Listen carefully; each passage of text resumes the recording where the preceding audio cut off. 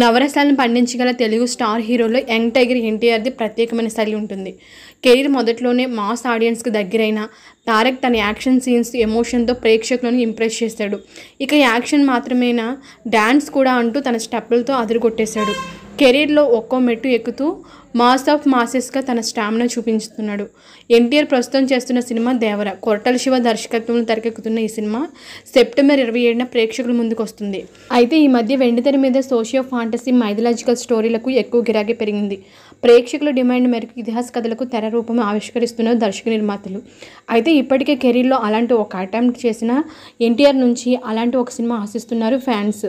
ఎన్టీఆర్ రాజమౌళి కాంబినేషన్లో వచ్చిన యమదొంగ సినిమాతోనే తన ఆహార్యం దీక్షంతో ఆదరహ అనిపించాడు.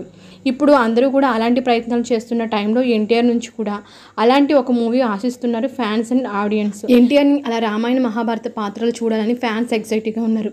ముఖ్యంగా ఎన్టీఆర్ డైలాగ్ డెలివరీకి సెపరేట్ ఫ్యాన్ స్పేస్ ఉంటుంది. అలాంటి సినిమాల్లో ఎన్టీఆర్ చెప్పే లెంగ్తీ డైలాగ్స్ కోసం కూడా అలాంటి ఒక సినిమా పడాలని కోరుతున్నారు. ప్రస్తుతం దేవర వార్ 2 ప్రశాంత్ నీల్ సినిమాతో మరో 3-4 ఏళ్ళు టైం ఇచ్చేసిన ఎన్టీఆర్ ఆ తర్వాత ఏదైనా ఇలాంటి ఒక సినిమా చేస్తే ఛాన్స్ ఉంటుంది. రాజమౌళి మహాభారతం చేస్తే అందులో ఖచ్చితంగా ఎన్టీఆర్ ఉంటాడు.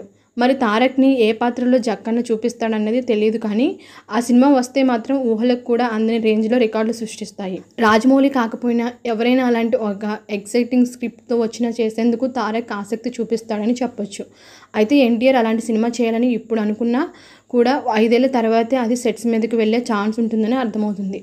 ఓకే అండి, వీడియో నచ్చితే లైక్ చేయండి, షేర్ చేయండి, కామెంట్ చేయండి, ఛానల్ని సబ్స్క్రైబ్ చేసుకోండి.